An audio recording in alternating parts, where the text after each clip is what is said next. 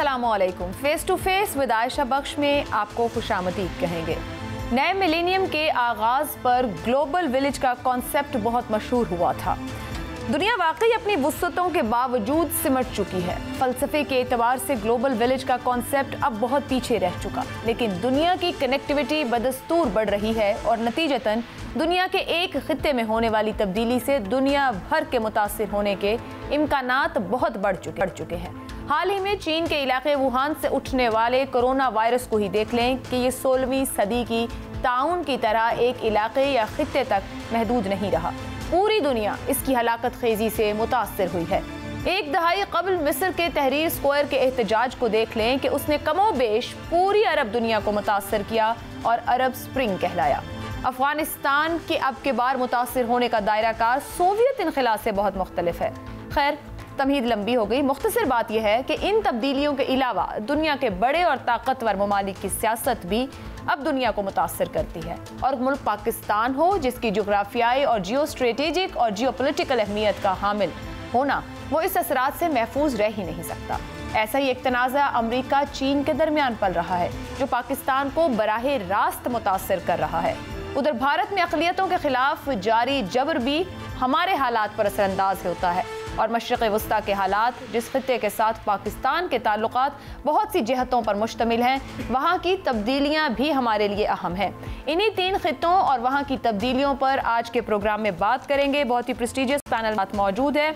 हमारे साथ डॉक्टर कामरान बुखारी साहिब हैं, national security and foreign policy specialist with new lines institute for strategy and policy in Washington DC। Washington से ही senior सहाफ़ी और तज्ज़ियाकार फैज़ रहमान साहिब भी हमारे साथ हैं, और माहिर बैनुल अक़वामी उमूर डॉक्टर हुमा बक़ाई साहिबा भी प्रोग्राम का हिस्सा हैं। तीनों मेहमानों का शुक्रिया अदा करेंगे। पहले आगाज़ कर लेते हैं पाकिस्तान अमरीका ताल्लुकात, और फिर इसके अंदर ही हम चाइना की जानिब बढ़ेंगे के हालात, और फिर क्योंकि मिलते जाएंगे खित्ते भी, ताल्लुकात भी, और उनके आने वाले दिनों में असरात भी। डॉक्टर कामरान साहिब, पाकिस्तान अमरीका ताल्लुकात एक हिस्टोरिकल बैकग्राउंड है, इसके बहुत से एस्पेक्ट्स हैं। हालिया जो अमरीकी डेमोक्रेसी समिट रहा, पाकिस्तान ने शिरकत नहीं की और उस पर एक इजहारिया भी दे दिया। आपका इस पर कमेंट क्या है? आने वाले दिनों में इसके क्या इम्पैक्ट आएंगे पाकिस्तान पर? शुक्रिया आपकी दावत का। तो आपके सवाल का जवाब मैं यूँ दूंगा कि देखें, अमेरिका में और मगरबी दुनिया के अंदर जो है, मैं कहूँगा बैनुल-अक़वामी सतह के ऊपर पाकिस्तान के बारे में एक तासुर है, और वो तासुर मैं समझता हूँ रीइंफोर्स हुआ है पाकिस्तान के ना आने से। और फिर ख़ास तौर पे ये जब बाज़गश्त हो रही है सोशल मीडिया पे और ट्रेडिशनल मीडिया पे कि जी ये जो है मतलब इस बात की अलामत है कि इस्लामाबाद जो है वो बीजिंग के साथ बहुत ज़्यादा इल्हाक कर रहा है, और बीजिंग के इन्फ्लुएंस की वजह से पाकिस्तानी क़यादत ने ये फ़ैसला किया कि भाई हम नहीं जाएंगे।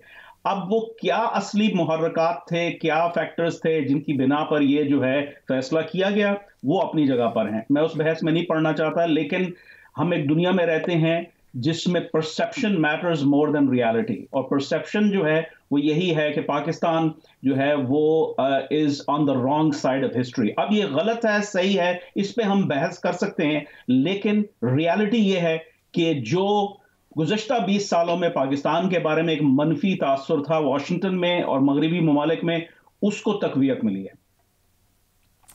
मैं आपकी जानिब आऊंगी फैज़ रहमान साहब कि गुज़िश्ता 20 साल का तासुर मज़ीद रीइंफोर्स हुआ इस हालिया समिट में शिरकत ना होने की वजह से। आपके ख्याल में मुस्तक़बिल करीब में पाकिस्तान कहीं करीब खड़ा होगा, किसी आलमी प्रोग्राम में, अमरीकी प्रोग्राम में शराकतदार होगा, या आपको खलीज बढ़ती दिखती है?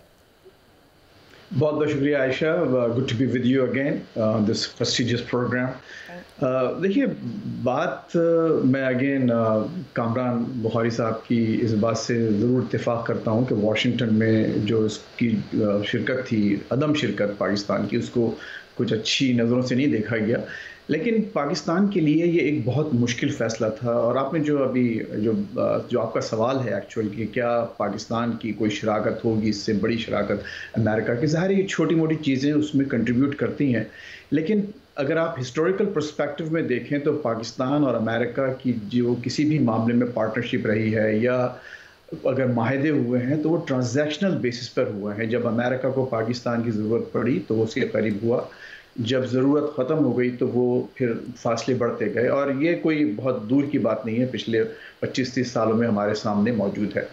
अब सवाल ये पैदा होता है कि पाकिस्तान की ये जो फैसले हैं, क्या ये गलत हैं, सही हैं, और इसके क्या इस पर असरात होंगे? तो देखिए, ये फैसला खुसूसन ये जो डेमोक्रेसी समिट में शिरकत ना करने का फैसला पाकिस्तान के लिए बहुत मुश्किल था। मैं ऑन रिकॉर्ड हूँ, प्राइम मिनिस्टर की बहुत सी बातों से मैं इख्तिलाफ करता हूँ, लेकिन ये पाकिस्तान के रीजनल इंटरेस्ट के लिहाज से एक ऐसा फैसला था जो पाकिस्तान के लिए मेरा ख्याल है कोई चॉइस नहीं था। अगर आप उनमें जो इन्वाइटीज़ की लिस्ट देखते उस कॉन्फ्रेंस की, उस समिट की, तो मोदी साहब और भी बहुत से ऐसे ममालिक उसमें शिरकत कर रहे थे, जो वाज़ेह तौर पर ये मैसेज दिया जा रहा था पूरी दुनिया को कि ये summit actually democracy, it has less to do with democracy and more to with China, actually more to do with China. और जब ये मैसेज बिल्कुल वाज़ेह तौर पर अमेरिका ने दिया, तो पाकिस्तान के लिए बहुत एक फ़ैसला मुश्किल था, लेकिन सही फ़ैसला हुआ मेरी अपनी दानिश में, कि क्योंकि आप ये देखिए, खुद इंडिया जैसे ममालिक भी ऐसे तमाम चीज़ों से अपनी उन्होंने माजी करीब में और माजी बैद में भी आप देखें तो उन्होंने कोशिश यही की है कि अपने आप को गैर जानिबदार रखा जाए। और ये फ़ैसला ऐसा था कि अगर पाकिस्तान शिरकत करता तो ज़ाहिर है कि इसमें उसकी वो अहमियत नहीं होती। बहुत बड़े बड़े वहाँ जो गादरी बैठे हुए थे, और हो सकता है शायद पाकिस्तान को उतनी अहमियत ना दी जाती इस कॉन्फ्रेंस में। और इसके अलावा जो रीजनल लेवल पर मैसेज बहुत गलत जाता।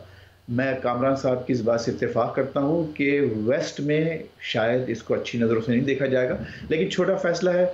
अगर जब पाकिस्तान की ज़रूरत पड़ेगी वेस्ट को, और अभी पड़ रही है, ज़ाहिर है अभी हम इर्रेलेवेंट नहीं हुए हैं, तो फिर वो क्या है, कच्चे धागे से चले आएंगे, सरकार बंद है, फिर भी आप वो सूरत हाल फिर आप जरूरत के तहत हाथ भी बढ़ाया जाएगा और पाकिस्तान भी मौजूद होगा। डॉक्टर हुमा साहिबा, पाकिस्तान और अमेरिका के ताल्लुकात, अब मैंने आगाज़ में भी कहा, एक तारीखी पस मंज़र तो है, मुस्तकबिल तो नहीं जानते, लेकिन दो गुफ्तगू या दो बातें यहाँ पे दो हमारे पार्टिसिपेंट्स ने की कि एक है कि वेस्टर्न व्यू में पाकिस्तान का एक परसेप्शन है और वो मजीद री-इन्फोर्स हुआ। डॉक्टर कामरान कहते हैं, एक फैज साहब बात कर रहे हैं कि रीजनली भी पाकिस्तान को डिसीजन लेना था और रीजनली पाकिस्तान ने वो डिसीजन दुरुस्त लिया। यो से जी, मैं ऑन रिकॉर्ड हूँ ये बात कहने की इनिशियली कि शायद पाकिस्तान को पार्टिसिपेट कर लेना चाहिए था, और अगर हाईएस्ट लेवल पे नहीं तो मिनिस्ट्रियल लेवल पे कर लेना चाहिए था।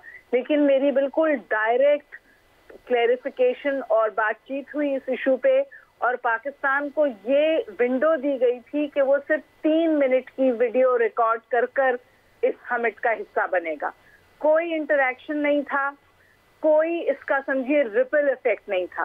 तो मेरा ख्याल है कि अब जब मुझे ये डिटेल्स पता चली कि आपको सिर्फ एक 3 मिनट की वीडियो रिकॉर्ड करके अपलोड कर सकते थे और ये आपकी पार्टिसिपेशन की विंडो थी, इसके अलावा कोई ऑप्शन नहीं थी, मेरा ख्याल है कि पाकिस्तान का फैसला दुरुस्त था। क्योंकि मेरा ख्याल है in some ways it was not as per Pakistan stature, it was humiliating to ask a country कि बस जी आप सिर्फ ये कर सकते हैं।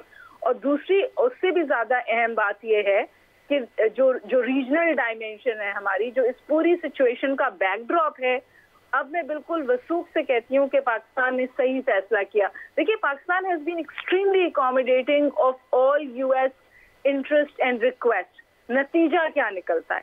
नतीजा ये निकलता है कि हम तालिबान को टेबल पर लाते हैं, तालिबान के हवाले से नेगोशिएशंस में उनको फैसिलिटेट करते हैं, और उसके बाद यूएस में फिर भी पाकिस्तान जो है इज अ विपिंग बॉय। और आज बहस ये है कि जो हम अफगानिस्तान में हार गए और जो शिकस्त हमें अफगानिस्तान में है, उसमें पाकिस्तान का एक बहुत बड़ा किरदार है, और पाकिस्तान के हवाले से पॉलिसी इस हवाले से बनाई जाए। तो मैं ये समझती हूँ कि अगर इस किस्म का माइंड थ्रस्ट है यूनाइटेड स्टेट्स में, तो वो एक समिट में 3 मिनट की वीडियो देकर वो परसेप्शन नहीं बदलना चाहता था। With all due respect to Kamran Bukhari साहब, हमारी रिलेशनशिप कंटिंजेंट है, यूएस के अपने इंटरेस्ट है। आप स्टेटमेंट सुनिए ना कि हम पाकिस्तान जा रहे हैं, इसके जो भी बात करेंगे आपको इसके बारे में इन्फॉर्म करेंगे।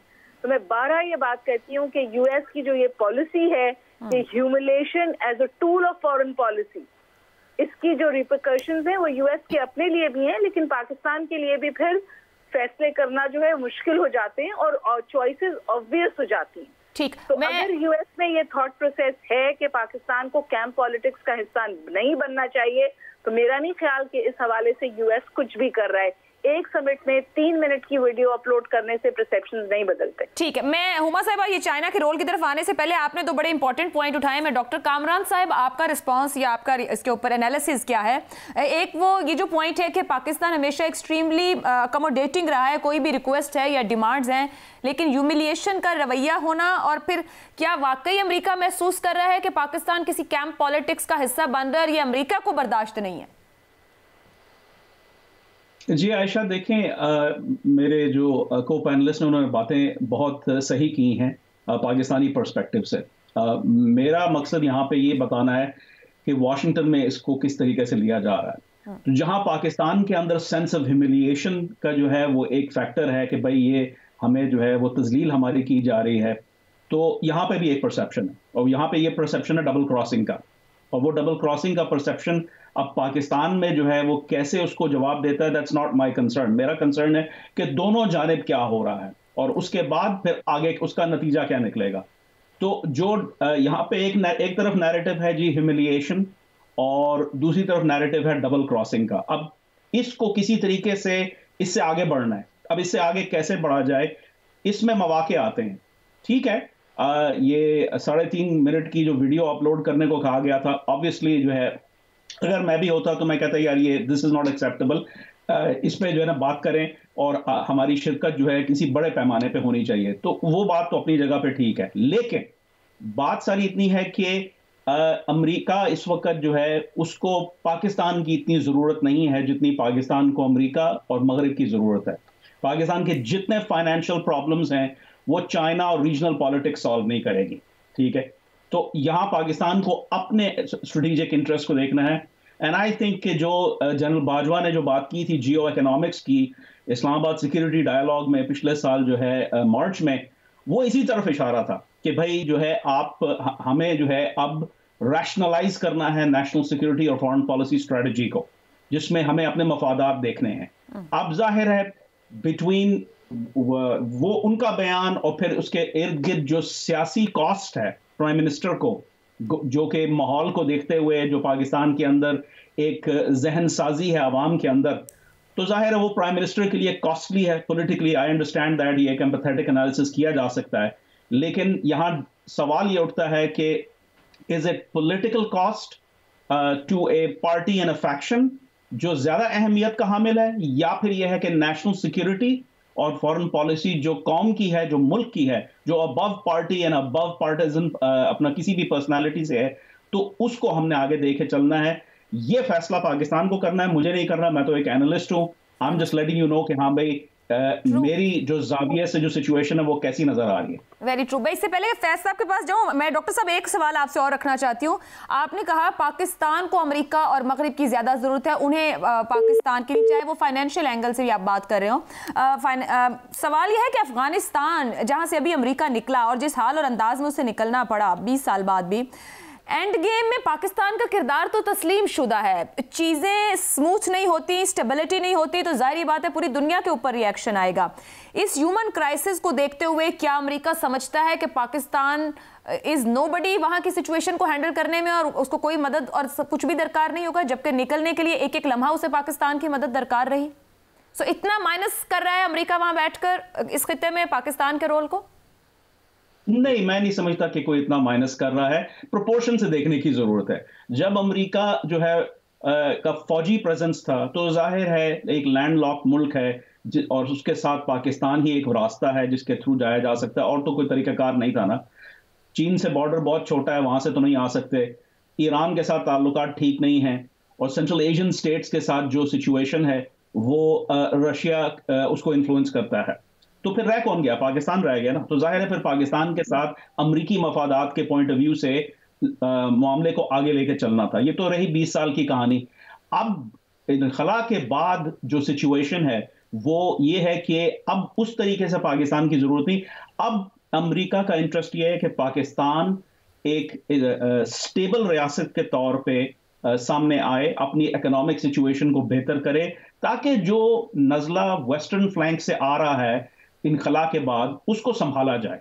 तो ये है अमरीकी स्ट्रेटेजिक पॉइंट ऑफ व्यू। लेकिन ये इसको फिर एक बड़े कॉन्टेक्स्ट में देखें कि जहां पर जो है सेंट्रल एशिया से भी जो है अमेरिका को ओपनिंग्स मिल रही हैं कजाकिस्तान से, उज्बेकिस्तान से, तो जाहिर है वो माइनस नहीं करती पाकिस्तान को, लेकिन कॉम्प्लीमेंट करती हैं। ये जीरो सम गेम नहीं है। यहाँ पे जो है मुख्तलिफ प्लेयर्स हैं जो अमेरिका की इमदाद कर रहे हैं रीजनल स्टेबिलिटी रखने के लिए।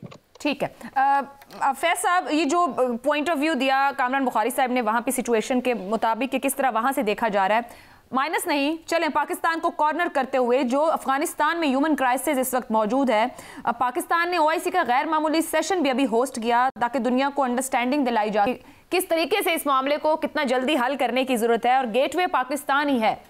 आपके ख्याल में ऑप्शंस और हैं, जगह और हैं, पाकिस्तान को कॉर्नर करते हुए वहाँ पे चीज़ें स्टेबलाइज हो जाएंगी, ये अंडरस्टैंडिंग है? देखिए आयशा, पहली बात तो हमको ये समझना चाहिए, खुसूसन जब पाकिस्तान में बैठे हों, ज़ाहिर मैं भी यहीं अमेरिका में बैठा हूँ, लेकिन पाकिस्तान में जो लोग बैठे हुए हैं इनको ये समझना चाहिए कि हर कोई उनका दुश्मन नहीं है। हमारे जो लेंसेस हैं वो ये हैं कि हर कोई बस पाकिस्तान के पीछे एक कुल्हाड़ा लेके बैठा हुआ है और हमको तबाह बर्बाद करने के चक्कर में है। हमको इस माइंड सेट से निकलना होगा। अच्छा, उसकी जो आपने ये बात की कि क्या जो ओआईसी कॉन्फ्रेंस का आपने जिक्र किया, आप देखिए उसमें यूएस की एक बहुत बड़ी सपोर्ट मौजूद थी और उन्होंने हाईएस्ट लेवल पे स्टेट डिपार्टमेंट के सेक्रेटरी ऑफ स्टेट ने खुद उसको बाकायदा वेलकम किया और एक बड़ी अच्छी खबर बनी पाकिस्तान में कि पाकिस्तान का एक बहुत अहम किरदार सामने आया है। पाकिस्तान को अपनी अहमियत समझते हुए ये भी समझना चाहिए कि पाकिस्तान बहरहाल एक अमेरिका के मुकाबले में और दूसरी जो बड़ी पावर्स हैं उनके मुकाबले में इकनॉमिकली, माशी तौर पर, सियासी तौर पर और ग्लोबल स्टेचर के तौर पर एक कमज़ोर मुल्क है। हमको इस हकीकत को तस्लीम करते हुए आगे बढ़ना चाहिए। अब बात यह है कि अगर आप मैं हमारे कामरान साहब ने जो बात की कि इसमें ये मत सोचें कि अब चलिए मैं इसको इस तरह से देखता हूँ कि अगर पाकिस्तान में इस वक्त अगर कोई पोल करवाया जाए, कोई राय शुमारी की जाए और अमेरिका में पाकिस्तान के बारे में, तो दोनों ममालिक इंतहाई के जो अवाम हैं वो एक दूसरे को पसंद नहीं करते। यहाँ Americans, most of the Americans, they don't even care about Pakistan, and those who care they don't like the way Pakistan deals with American and American policies. और यही हाल पाकिस्तान में आप, मेरा ख्याल है कि बिला इस्तिस्ना अगर आप किसी एक ठेले वाले से लेके एक ग्रेड 22 के सेक्रेटरी से भी अगर आप पूछेंगे तो अमेरिका के बारे में शदीद तहफ़्फ़ुज़ात हैं। लेकिन सवाल ये पैदा होता है कि जब हमने ये तय कर लिया है कि ये दोनों मालिक को एक दूसरे की ज़रूरत है और आगे बढ़ने की ज़रूरत है और अमेरिका में जो सेंटिमेंट्स हैं वो रहेंगे, तो पाकिस्तान का इसमें क्या रोल होना चाहिए और पाकिस्तान के जो एक पॉलिसी लेवल पर क्या ऐसे डिसीजंस होना चाहिए कि ये जो ब्रिज है ये इस गैप को कम किया जा सके। उसके बाद ही पाकिस्तान के हालात आपके मेरे अपने ख्याल में बेहतर हो सकते हैं। अच्छा, अब देखिए इसमें जो घूम फिर के बात ये आती है कि जो चीन हमारा दोस्त है और चीन से हमको ज़्यादा करीब बनाना, इसमें कोई शक नहीं है कि हम नेबर्स हैं और नेबर्स को हम चेंज नहीं कर सकते। वो हमारा एक परमानेंट एक सिचुएशन है। अमेरिका के साथ आपकी चीज़ें चेंज हो रही हैं, ऊपर नीचे होती रहती हैं, लेकिन चाइना के साथ आप कोई चीज़ तब्दील नहीं कर सकते। आपका बॉर्डर है, उसके साथ आपका वो नेबर है, पीरियड, ख़त्म।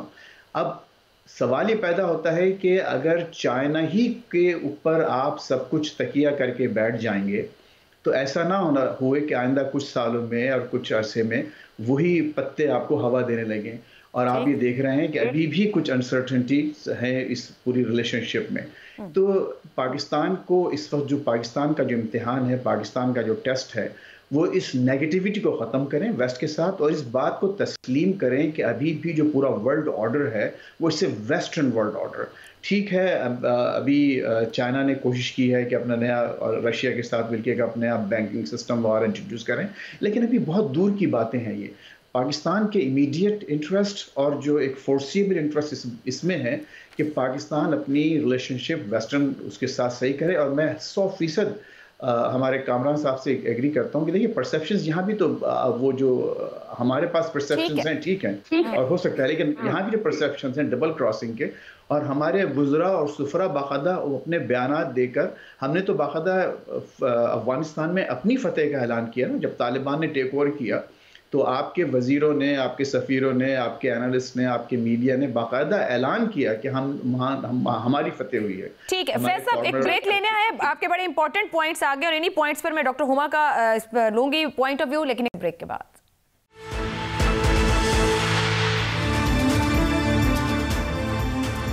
प्रोग्राम में आपको एक बार फिर खुशामदीद कहेंगे। गुज़िश्ता 10 बरस से जितना कुछ लिखा जा रहा है आलमी जराइद में, बहुत से मज़ामीन अमेरिका की बजाय चीन को सुपर पावर बनने की बात करते हैं, हालात व वाक़यात उधर बढ़ता देखते हैं, उसको एक बड़ा इकोनॉमिक पावर देखते हैं। अभी जहाँ फैज़ रहमान साहब ने गुफ्तगू ख़त्म की, पाकिस्तान के पॉइंट ऑफ व्यू को देखा जाए, पहले तो हुमा बक़ाई साहिबा, पाकिस्तान के इस हालिया फैसले को चाइना की तरफ से खुला सराहा गया था। फैज साहब कह रहे हैं कि ये ना हो कि आप जहां पर इतना तकिया कर रहे हो वही पत्ते हवा देने लगे, और अभी तक वेस्टर्न वर्ल्ड ऑर्डर मौजूद है, तो जो फासले हैं उनको, गैप को ख़त्म करने की ज़रूरत है। आपके ख्याल में पाकिस्तान की जो स्टैंडिंग है वो ठीक है या ताल्लुकात ज़्यादा ख़राब हो रहे हैं वेस्टर्न साइड पर? देखिए, अगर पाकिस्तान के ताल्लुकात हिच्ड हैं एक समिट को अटेंड करने पे या ना करने पे, तो फिर ये ताल्लुकात सस्टेनेबल है ही नहीं। एक ऐसा अलाय जो आपका नॉन नेटो अलाय भी रहा है, मोस्ट सैंक्शनड अलाय भी रहा है, फ्रंट लाइन अलाय भी रहा है, अगर 70 इयर्स की रिलेशनशिप हिच्ड है एक समिट की अटेंडेंस पे, तो मेरे ख्याल है कि there is more thinking required on both sides. Pakistan ने कभी भी ये नहीं कहा कि वो कैंप पॉलिटिक्स का हिस्सा बनना चाहता है। पाकिस्तान ने दो बातें कही। पाकिस्तान ने कहा है कि हमारा फॉरेन पॉलिसी थ्रस्ट है बैलेंस और कनेक्टिविटी, बट और पाकिस्तान को इस बात का इदराक है, जिस बात का इशारा कामरान कर रहे थे कि जी हमारी जो सोवरेन स्पेस है because of our economic constraints वो रिस्ट्रिक्टेड है, और इसी वजह से आप देखिए कि पाकिस्तान बहुत बहुत अकोमोडेटिंग है। अभी जो OIC समिट हुआ ह्यूमैनिटेरियन असिस्टेंस के लिए अफगानिस्तान में, वहां हमने लेजिटिमेसी और रिकग्निशन की कोई बात नहीं की बिकॉज वो अमेरिकन थ्रस्ट था, it was not even on the table. तो ऐसी बात नहीं है कि पाकिस्तान अकोमोडेटिंग नहीं है। और मैं आपसे एक और गुजारिश कर दूं, पाकिस्तान और अमेरिका की रिलेशनशिप में ये अप एंड डाउन आते हैं, लेकिन ये रिलेशनशिप दोबारा ट्रैक पे इसलिए आती है कि म्यूचुअल जरूरत है। कन्वर्जेंस नहीं है हमारी, लेकिन जो हमारी टेक्टिकल कन्वर्जेंस है वो अपनी जगह कायम है और वो जारी रहेगी। आज भी जब मैं आपसे बात कर रही हूँ तो पाकिस्तान ब्रिज स्टेट है अफगानिस्तान के हवाले से US के लिए। आज भी जब मैं आपसे बात कर रही हूँ तो जितने खित्ते में चीजें हैं वेस्टवर्ड, वहाँ पाकिस्तान का अमेरिका के साथ एक किरदार है जिसके हवाले से आपको इंडिया में स्केप्टिसिज्म नजर आता है और अमेरिका इंडिया को अपीस करता हुआ भी नजर आता है। जो पत्ते हमें हवा दे देंगे, देखिए जी ये मैं ये नहीं कह रही कि चाइना आपको कम्प्लीटली बेल आउट करेगा, लेकिन मैं ये जरूर कहूंगी कि ये बहुत बड़े वेस्टर्न प्रोपेगेंडा का हिस्सा है कि जी डेड डिप्लोमेसी है और वैक्सीनेशन डेड ट्रैप है और वैक्सीनेशन ट्रैप है और आपके पोर्ट्स चले जाएंगे। ये दिस इज इवन जो अमेरिका से अपनी रिसर्च हुई है ना, जॉन हॉपकिंस यूनिवर्सिटी से, उन्होंने कहा है कि हमें इसका कोई एविडेंस नहीं मिली कि चाइना के इस तरह के डिजाइन हैं। तो जो मैं और आप सुनते हैं वेस्टर्न वर्ल्ड ऑर्डर है, उनका कंप्लीट मीडिया पे वेस्टर्न कंट्रोल भी है एंड दे मेक श्योर कि वो इसको इनके प्रोपेगेंडा को आगे रखते। तो पाकिस्तान को कॉन्शियसली खेलना चाहिए, अपने मफाद को सामने रखना चाहिए। बैलेंस हमारी फॉरेन पॉलिसी का थ्रस्ट है और रहेगा, लेकिन इसका ये मतलब नहीं है कि पाकिस्तान अपनी ऑप्शंस और चॉइसेस जो है वो खत्म कर लेगा। ना तो पाकिस्तान अपने तमाम एग्स चाइनीज बास्केट में रखना चाहता है, ना ही पाकिस्तान इस वक्त अपने तमाम एग्स वेस्टर्न बास्केट में रखना चाहता है। Very valid point. हुमा साहिबा, एक एंगल इस पर और, पाकिस्तान चीन के दरमियान CPEC की जो नौयत है, नेचर है, माशी शराकतदारी के इम्कानात मजीद कितना बढ़ सकते हैं या इसमें कितनी मजीद, जैसे अगर हम बात करें कि हम यहाँ पे खड़े हैं या वहाँ खड़े हैं, आपने कहा कि बैलेंस तरीके से पाकिस्तान चलेगा, इसको आप मजीद कितना आगे जाता देखती हैं? देखिए, जो पाकिस्तान के इकोनॉमिक कंस्ट्रेंट्स हैं उसमें बहुत ठीक है, एक जियो स्ट्रेटेजिक स्क्रू है जो टाइटन करता है आपके ऊपर, लेकिन आपकी जो अपने माशी मसाइल हैं आप उनको ऑर्डर में लाए बगैर आप we are a country that is become used to silver bullets. तो हम सोचते हैं कि जी क्योंकि इस वक्त हमारे माशी मसाइल हैं तो हमें अमेरिका से या वेस्टर्न वर्ल्ड से हमारे किरदार की वजह से कोई बेल आउट मिल जाए। वो बेल आउट नहीं आ रहा है, इसलिए सब चीखें मार रहे हैं। आप IMF के पास गए, IMF थोड़ी ना आपके पास आया, और आप IMF के पास इसलिए गए क्योंकि आपके शदीद तरीन माशी कंस्ट्रेंट्स और मसाइल हैं जो which are the making of your own very bad economic policies, और क्योंकि साल जहां आपको इंट्रूसिव इकोनॉमिक डिसीजंस लेने थे, फैसले सही करने के लिए, पाकिस्तान को सही माशी रास्ते पे डालने के लिए, वहां बैंडेज लगा के काम चलते रहा और आपका काम चलता रहा। क्योंकि कभी आपको अमेरिका को जरूरत थी तो कभी किसी लिए एड आ गई, कभी किसी लिए एड आ गई, कभी उन्होंने खामोशी से आपको किसी और वजह से बेल आउट कर दिया। This is not a sustainable paradigm. और इसलिए ये कहना कि जी हम हमारे माशी बेल, हम उनके साथ माशी तौर पे फंसे हुए, बात बिल्कुल सही है, लेकिन ये बात भी बिल्कुल सही है कि जो चीजें हमें करनी चाहिए हम नहीं कर रहे। हमारा एक्सपोर्ट बिल इस वक्त ही ऐसा है जिसकी कोई वजह नहीं बनती। ऑयल तो है ही, लेकिन आप एसयूवीज भी इंपोर्ट करते हैं, आप टेलीफोन भी इंपोर्ट करते हैं, आप लग्जरी आइटम्स भी इंपोर्ट करते हैं। आपकी एक इंतहाई सेल्फिश अशरफिया है जो अपने लाइफस्टाइल में कोई बदलाव नहीं चाहती, और इसकी वजह से यहाँ गरीब आदमी पिसता है और इसमें कोई बदलाव लाने के लिए तैयार नहीं। दुरुस्त। अभी थोड़ा सा दीगर खितों की तरफ भी जिनके असरात पाकिस्तान और फिर कहीं ना कहीं पाकिस्तान और अमेरिका को भी आपस में जोड़ते हैं, मिडिल ईस्ट की बात कर लेंगे यहाँ पर। वहाँ पर भी बहुत सी तब्दीलियाँ हैं जो हमें ग्राउंड पर दिखाई दे रही हैं। ये मजमूई तौर पर फैज़ रहमान साहब पाकिस्तान पर कितना असरअंदाज हो सकती हैं? बहुत बहुत शुक्रिया once again, thank you Ayesha. लेकिन एक बात और मैं आपको ज़रा, हमारी हुमा साहबा ने एक बात की कि पूरी रिलेशनशिप जो है वो पैक कर दी गई है कॉन्फ्रेंस में अटेंडेंस से। मेरा ख्याल है कि ऑफिशियली ऑन रिकॉर्ड अमेरिका ने ये कहा है कि अमेरिका पाकिस्तान की सूरत हाल को समझता है और उनकी मजबूरी को समझते हुए इट्स ओके। इसमें यहाँ से कोई ऑफिशियल रिएक्शन अच्छा ही दिया गया है पाकिस्तान की अदम शिरकत पर। और जो मैंने जो बात की थी चाइना के हवाले से, तो वो चाइना का देखिए वो जो वुहान वारा का जो मामला है, वो एक यहाँ पर बेपनाह कंस्पिरेसी थ्योरिस्ट मौजूद हैं दूसरे ममालिक की तरह, हमारे अपने बहुत से लोग हैं ऐसे, वो बातें ज़रूर आती हैं।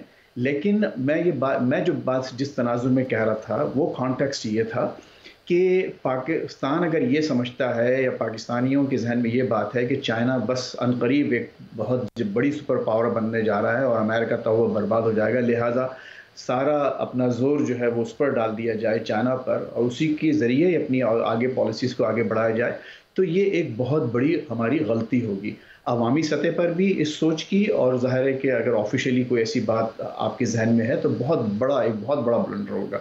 अभी अमेरिका के पास वो तमाम पत्ते मौजूद हैं, वो तमाम कार्ड्स मौजूद हैं जिसके ज़रिए वो आइंदा कई सालों तक अभी न सिर्फ इकनॉमिकली, अब आप मैं सिर्फ इंडिकेटर्स आप उठा के देख लें, ये कहना कि चाइना बहुत बड़ी सुपर पावर बहुत जल्द बन जाएगा, मुझे खुशी होगी अगर ऐसा हो, लेकिन इंडिकेटर्स ऐसे नहीं हैं। Economic indicators, social indicators, political indicators, technology में आप देखिए तो बहुत सी ऐसी चीज़ें हैं जिसमें अभी बहुत वक्त दरकार है। और ये कहना है कि इसकी इवन चाइना की इकॉनमी जो है 2031 तक शायद अमेरिका से आगे निकल जाए, तो वो भी अभी देखने वाली बात है। एक ज़माने में आपको शायद याद होगा आपके नाज़रीन को कि जापान के बारे में भी यही कहा जाता था कि चंद सालों में एक आध दहाई में वो अमेरिका की इकॉनमी से आगे निकल जाएगा, लेकिन आप देखिए पिछले 30 साल में कुछ जापान जो है वो कहाँ चला गया है। तो ये समझकर आगे फैसले करना और अपनी पॉलिसीज़ की बुनियाद बनाना, और मैं समझता हूँ कि वो हम दोनों पैनलिस्ट इस बात पे इत्तेफाक रखते हैं, उनके कमेंट से ये बात मुझे सामने आई है, लेकिन इस चीज़ को ज़हन में रखते हुए आगे बढ़ना चाहिए। मिडल ईस्ट का जहाँ तक आपने जो बात की है, आपका सवाल है कि मिडल ईस्ट की पॉलिसी से हम पर क्या असर पड़ता है। ज़ाहिर है कि मिडल ईस्ट का मैं दूसरे एंगल से उसको देखना चाहता हूँ कि पाकिस्तान में इस वक्त जो पाकिस्तान की जो इकनॉमिक सिचुएशन है, पाकिस्तान के जो वहाँ एक्सपैट्रिएट्स वहाँ रहते हैं और पाकिस्तान को वहाँ से जो इकनॉमिक मदद की तवक्को रहती है मुख्तलिफ मौक़े पर तेल के और दूसरे हवालों से, तो मिडल ईस्ट की अहमियत है आपके लिए। और आपको देखिए असल बात यह है, मैं बहुत मुख्तसर से बात कह के अपनी बात ख़त्म करना चाहता हूँ कि पाकिस्तान को इस तमाम मामलात में, चाहे मिडल ईस्ट हो जहाँ के आपको बहुत बड़ा एक फ़ैसला आपको दरकार है कि आप सऊदी अरब और ईरान के दरमियान अपनी पॉलिसीज़ में कैसे तवाज़ुन लेके आएँ, फिर आप जब यहाँ बड़े लेवल पर आते हैं तो अमेरिका और चाइना में आप कैसे तवाज़ुन पैदा करें। तो हमारे जो माइंड्स हैं, जो फॉरेन पॉलिसी के माइंड्स हैं, जो हमारे हुक्मरान हैं, उनका सबसे बड़ा इम्तिहान यही है कि ये वो तवाज़ुन कैसे लेके आएँ। और पाकिस्तान बावजूद अपनी कमज़ोरियों के इतना बड़ा मुल्क है, इतना अहम मुल्क है कि दुनिया को इसकी ज़रूरत है इस तवाज़ुन की। और पाकिस्तान के लिए एक बेहतर अमल ये हुआ कि वो तवाज़ुन लेके आया, और वो कैसे लेके आया, ज़ाहिर है कि जैसे मैंने आपसे अर्ज़ किया कि हमारे अपने माइंड्स का बहुत बड़ा एक टेस्ट है ये। दुरुस्त। डॉक्टर कामरान साहब, मशरिक़ वस्ता की बात करें तो हाल ही में जो हमें तब्दीलियां वहाँ दिख रही हैं खलीजी ममालिक, बिलखुसूस सऊदी अरब और यूएई के अंदर, वहाँ भी खारजा पॉलिसी में तब्दीली है। रियाज दोहा के ताल्लुकात फिर से बहाल हो रहे हैं। अबू धाबी अंकरा के ताल्लुकात में गर्मजोशी दिख रही है। एक नई रीजनल अलाइनमेंट है। यहाँ तक कि मोहम्मद बिन सलमान जो उनके वहाँ पॉलिसीज हैं वो कहते हैं मिडिल ईस्ट नया यूरोप होगा। इन तब्दीलियों को आप कैसे कॉमेंट करते हैं और आने वाले दिनों में इनके इम्पैक्ट्स क्या होंगे? जी देखें आयशा, इसमें मिडल ईस्ट में बड़ी कॉम्प्लिकेटेड सिचुएशन है। तो वो जो बयानबाजी है तो वो तो अपनी जगह है, उसके ऊपर तो मैं जो है कमेंट नहीं करना चाहूंगा, क्योंकि वो इंफॉर्मेशन ऑपरेशंस होते हैं किसी भी क़यादत की जानिब से। लेकिन हकीकत ये है कि मिडल ईस्ट जो है भी एक बैलेंस ऑफ पावर, फैज साहब ने बड़ी खूबसूरती से जो है कहा कि बैलेंस करने की ज़रूरत है। तो अगर उसको आप बैलेंस ऑफ पावर को सुपर इम्पोज करें मिडल ईस्ट पे, तो आपके सामने जो है वो चार ताकतें हैं। तुर्की है, ईरान है, सऊदी अरब है और इजराइल है। और सऊदी अरब और यूएई की जानिब से जो तब्दीलियां आ रही हैं पॉलिसीज के अंदर, वो इसी बात की अलामत है कि उनको अमेरिका के साथ ताल्लुकात बहाल करके रखने हैं, उनको रेलेवेंट रहना है। तुर्की और ईरान जो है, मेरा एक मजमून था पिछले साल फरवरी में, तो उसमें यही था कि जो नई कंपटीशन है वो तुर्की और ईरान के दरमियान है। अब इसमें अरब कंट्रीज जो हैं, जो कि बिल्कुल जिनका इन्हिसार जो है वो तेल के ऊपर है, खाम तेल की एक्सपोर्ट्स पे है, वो कैसे अपने आप को रेलेवेंट रख सकेंगे।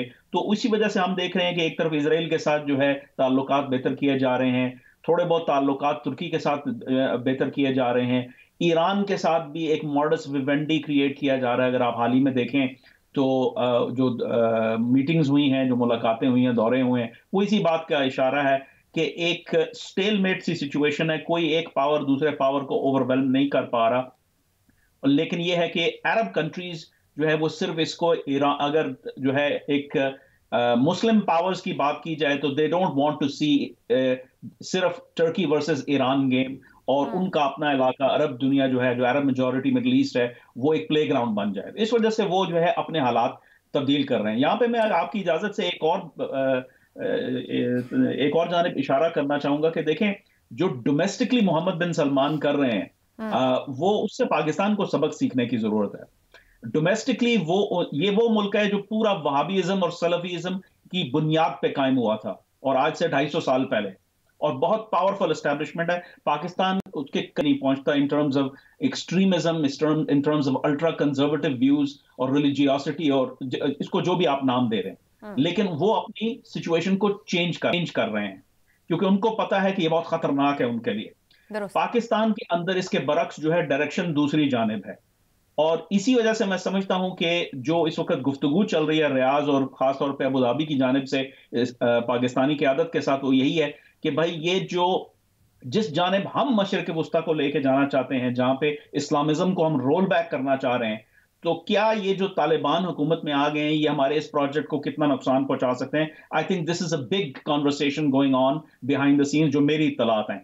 तो वो इसको पाकिस्तान को देखना है कि अगर वो कर सकते हैं अपने मुल्क के अंदर एक्सट्रीमिज्म को रोल बैक, तो पाकिस्तान के अंदर इंतहा पसंदी को रोल बैक क्यों नहीं किया जा सकता? पाकिस्तान का कल्चर डिफरेंट है, पाकिस्तान के अंदर जमहूरियत भी है, जैसी भी है तो सही, और पाकिस्तान के अंदर एक वाइब्रेंट सिविल सोसाइटी है। तो मैं समझता हूं यहां पे सबक सीखने की जरूरत है और पॉपुलिस्ट पॉलिटिक्स से हटने की जरूरत है। फैज रहमान साहब, इस पूरी सूरत हाल के अंदर जिस तरह आपने एनालिसिस दिया, अभी फ़लस्तीन का एक मामला है, अभी जितना मिडल ईस्ट के अंदर तब्दीलियां आ रही हैं चीज़ों को लेकर, दिखाई ये दे रहा है कि और भी बहुत से अरब ममालिक तस्लीम कर लेंगे। और जो फ़लस्तीन वाला मामला है, जो इब्राहिम अकार्ड का स्टेटमेंट है, लगता नहीं है कि ये इस मामले के ऊपर कुछ चीज़ें सॉर्ट आउट होंगी। आपको लगता है मुस्तकबिल में कुछ रिवाइव होगा इस मामले को लेकर, या अब ये पस्से पर्दा मामला चला गया इवन अरब कंट्रीज़ के लिए भी?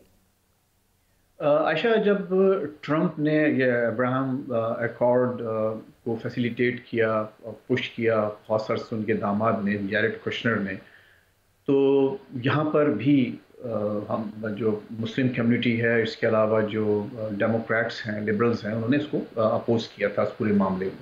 और जो फिर उसकी एम्बेसी को बाकायदा यूएस एम्बेसी को जब जेरूसलम मूव किया गया, और एक आम ख्याल ये था कि शायद जब ये एक डेमोक्रेटिक एडमिनिस्ट्रेशन आएगा तो उस वक्त ये चीज़ें रोल बैक हो सकती हैं।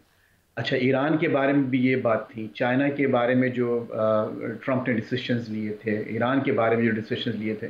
लेकिन हैरत की बात यह है कि अब जब बाइडेन साहब, जो कि एक अल्ट्रा लिबरल के तौर पर यहाँ जाने पहचाने जाते हैं पॉलिटिकली, उनके एडमिनिस्ट्रेशन के आने के बावजूद भी आप देखिए ट्रंप की किसी भी, ऑलमोस्ट किसी भी पॉलिसी को, स्पेशली फॉरेन लेवल पर, फॉरेन पॉलिसी की सतह पर रोल बैक नहीं किया गया। तो इसका मतलब ये हुआ कि, और आपने बिल्कुल सही बात की, कि ये चीज़ें ऐसा लग रहा है कि ना सिर्फ ये कि एडमिनिस्ट्रेशन अगर इसको बहुत ज़्यादा एक्सपेडाइट ना करे इस पूरे मामले को, इस अकॉर्ड को, सो कॉल्ड अकॉर्ड को, तो कम से कम उसको ये ज़्यादा रोल बैक नहीं करेंगे और उसमें चीज़ें को रेजिस्ट नहीं करना चाहते।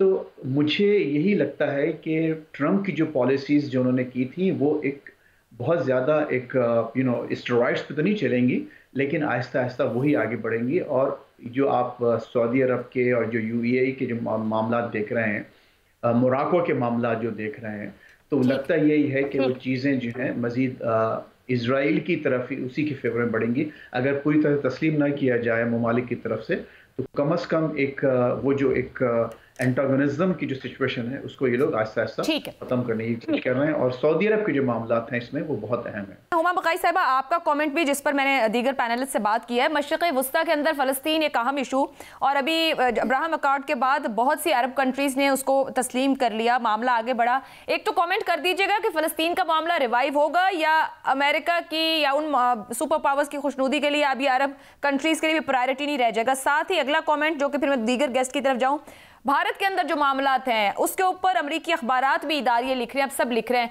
मगर दुनिया वहाँ होने वाले अक़लियतों के साथ मामलात पर इस कदर खामोशी कैसे इख्तियार किए रखती है? इन दो बातों को कमेंट कर दीजिएगा।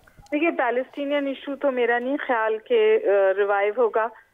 इससे ज़्यादा कमज़ोर पोजीशन में पैलेस्टीनियंस पहले कभी भी नहीं थे, और जो एक अरब वर्ल्ड की सॉलिडारिटी थी या अरब वर्ल्ड का वीटो था डी फैक्टो रिकग्निशन पर इजराइल की, वो ख़त्म हो गया इब्राहिम अकॉर्ड्स के साथ। तो वहाँ तो मैं समझती हूँ कि पैलेस्टीनियंस आप और मज़ीद मुश्किल सिचुएशन में, जो वाहिद चैलेंज है इस वक्त मिडल ईस्ट में इजराइल को, वो आपको आता दिखता है ईरान की तरफ से।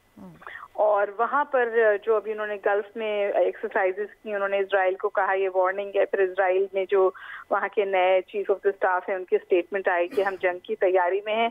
तो वहाँ पे सिचुएशन ईरान के साथ बहुत हॉट है, लेकिन वहाँ भी एक सोच मौजूद है मिडल ईस्ट में कि जो ईरान का प्रॉक्सी वॉर का इंफ्रास्ट्रक्चर है वो इतना स्ट्रॉन्ग है कि उसको नहीं छेड़ना चाहिए। और तीसरी अहम बात जो मेरे ख्याल मिडल ईस्टर्न पॉलिटिक्स में 2021 का साल खत्म हो रहा है, वो ये कि जो अफगानिस्तान से अमेरिका से का एग्जिट हुआ है, तो बहुत सारे जो मिडल ईस्टर्न उनके एलाइज थे, उनके जहन में ये सोच है कि अब अमेरिका उस तरह उनके लिए आके फ्रंट लाइन पर नहीं खेलेगा उनकी सिक्योरिटी के लिए, बशमूल इजराइल में भी ये सोच मौजूद है, सऊदी अरेबिया में भी ये सोच मौजूद है कि यूएस अब उस तरह की सिक्योरिटी अम्ब्रेला शायद नहीं प्रोवाइड कर पाएगा जिसके लिए उसको इसके साथ अलाइज जुड़ते थे। जो आपने बात की इंडिया की, वहाँ पे तो देखिए मैं समझती हूँ कि जो सबसे ज्यादा नुकसान हो रहा है इस पूरी सूरत हाल का, वो इंडिया को खुद हो रहा है। अभी जो आपने देखा कि एक मॉन्क्स की गैदरिंग थी जहाँ उन्होंने जेनोसाइड को प्रेपिगेट किया, और जो इंडिया की रियासत है उसने उसको पेट्रनेज दी। ये इस बात का आकाश है कि जो इंडियन कॉन्स्टिट्यूशनलिज्म है या इंडियन सेक्युलरिज्म है या इंडियन डेमोक्रेटिक नॉर्म्स हैं, ये सब जो हैं इस वक्त अंडर थ्रेट हैं। और क्या बाहर से इस पे रोक आएगी, मैं नहीं समझती, क्योंकि जो स्ट्रैटेजिक कन्वर्जेंस है बिलखुसूस चाइना के हवाले से जहां हम पहले बात कर रहे थे, वो अब इतनी ज्यादा अहम है अमेरिका के लिए कि मेरा नहीं ख्याल कि वो लिप सर्विस के बियॉन्ड कुछ करेंगे। लेकिन मेरा जाती ख्याल ये है कि इस वक्त अगर आप इलेक्शन कैंपेन देखें तो प्रियंका जो है वो Priyanka Gandhi is doing a fantastic election campaign, और कांग्रेस जो है वो एक दफा शायद होपफुली इस ट्रेंड को काउंटर करेगी। मैं एक जुमला हमेशा कहती हूँ, उसी पे बात आपसे खत्म करूंगी कि इंडिया स्लिपरी स्लोप पर है और इंडिया को बेड़ी इंडिया डालेगा। It is not going to happen from outside, hopefully ये अंदर से रोक आएगी। Slippery slope. ओके, एक लास्ट कमेंट आप तीनों से, हुमा बकाई साहब पहले आप ही कर दीजिएगा इसको कमेंट। रूसी सदर पुतिन की जानिब से जो बयान दिया गया आज़ादी इजहार राय को लेकर और तौहीन रिसालत से मुतालिक, क्या इमरान खान साहब की से ही इंस्पायर होकर, क्योंकि वो अपनी हर बात में और जब दुनिया के सामने बात रखते हैं इस पर बात करते हैं, आप क्या कहेंगी? I don't think Putin is inspired by Imran Khan, लेकिन ये बात जरूर है कि कन्वर्जेंस जरूर नजर आती है उनके व्यूज में और प्यूटिन के व्यूज में, और उसको ट्वीट भी मेरा ख्याल है सबसे पहले इमरान खान साहब जी बिल्कुल ऐसा है। हाँ, ये बिल्कुल बहुत इनकरेजिंग है पाकिस्तान के लिए कि ये आवाज मुस्लिम उम्मा से नहीं उठी बल्कि एक और मुल्क से उठी है कि जब किसी मुल्क की इस तरह की सेंसिटिविटीज और सेंसिबिलिटीज को टच करते हैं तो फिर वो कॉन्फ्लिक्ट को और पोलराइजेशन को ग्लोबल सोसाइटी में बढ़ाता है, कम नहीं करता। तो I think we should all welcome it. दुरुस्त। डॉक्टर साहब, आपका कमेंट इसके ऊपर क्या अभी उनके इस तरह कहने पर कहीं और से भी मुस्लिम दुनिया से और भी इस तरह के स्टेटमेंट्स आ सकते हैं? जी आयशा, मेरी राय जरा मुख्तलिफ है डॉक्टर हुमा से। उसमें देखें, ये इंफॉर्मेशन ऑपरेशंस हैं। हमें देखना है कि सदर पुतिन ने ये बात क्यों की, उनको इससे क्या फायदा हो रहा है। हम देखते हैं कि इस वक्त वो इसकी टाइमिंग क्या है। इसकी टाइमिंग ऐसे वक्त में आई है जबकि यूक्रेन में रशिया की पोजीशन बहुत वीक हो चुकी है। गो के जो है फौजों की मशकें और फौजों को जो है ना मोबिलाइज करना बॉर्डर के ऊपर, वो सारी चीजें हो रही हैं, लेकिन Russia is a declining power. और इस वक्त जो है सदर पुतिन यूक्रेन को लेके बहुत परेशान हैं और वो हाथ पैर मार रहे हैं, और इस तरह की बयानात देने से जो है वो समझते हैं कि वो अपनी ग्लोबल पोजीशन को बेहतर कर लेंगे। और याद रहे कि देखें, ना ही जो है प्रॉफिट मोहम्मद सल्लल्लाहु अलैहि वसल्लम की जो अहमियत है वो उनके पास है। तो हमें ज़रा संजीदगी से देखने की ज़रूरत है। मैं समझता हूँ वज़ीर आज़म ने बहुत जल्दबाजी का मुजाहरा किया और वो अपने जो इंफॉर्मेशन ऑपरेशंस के इंपेरेटिव्स हैं उनको जोड़ दिया जो है ना सदर पुतिन के साथ।